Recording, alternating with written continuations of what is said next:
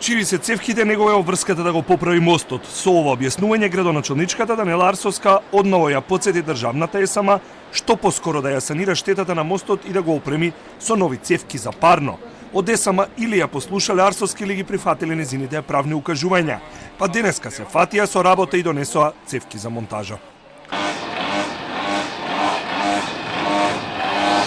Некои минорни оштетувања на мостот, кои што сепак постојат, иако не го ефектуираат стабилноста и безбедноста на мостот, меѓутоа надворешноста, изгледот и можноста да се монтираат нов сет на цевоводи кои што би биле во функција на топловодната мрежа, мора да се санира првенствено од штетата која што е предизвикана од изолацијата. Арсовска пак и кога е зубаво и јарно нема толеранција за ЕСМ. Им ги врати камионите затоа што без дозвола и во средебел ден развозувале материјали со тешки камиони, спротивно на комуналните правила.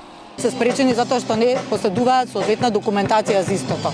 Вие не можете без да имате соодветна дозвола за работа, за постапување со тешки товарни возила да циркулирате во делови на градот каде што за истото вие е неопходно да имате соодветно одобрение или дозвола. Ама затоа секој кој сака може да се вози по мостот затоа што таа благодарејќи на вештачењето кое градот го нарача, вели мостот е безбеден и му треба само шминка од оздола. Мостот е безбеден и сигурен. Тоа ние го имаме како информација од вештачењето кое што го направивме, сите испитувања кои што се направени таму и за истото, како што видовте, пуштивме во сообраќај 2 ленти. За да се пушти во целост, неопходно е да се заврши санацијата која што треба да се изврши во долниот дел, од аспект на тоа дека не можеме ние за безбедноста на луѓето кои што ќе работат на таа санација да бидат средишните ленти пуштени во моментот кога тие работат на истиот за движење. Таа е единствената причина зашто не се пуштени 4 ленти во употреба. Дали е козметичка поправка, длабинска штета, а мостот не безбеден? Точен одговор немаат ниту научниците од градежниот факултет.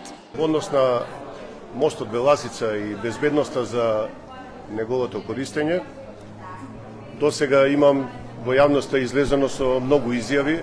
Сметам дека мојот став во однос на потребата од продлабочени и пообемни испитувања за утврдување на неговата состојба е наполно јасна.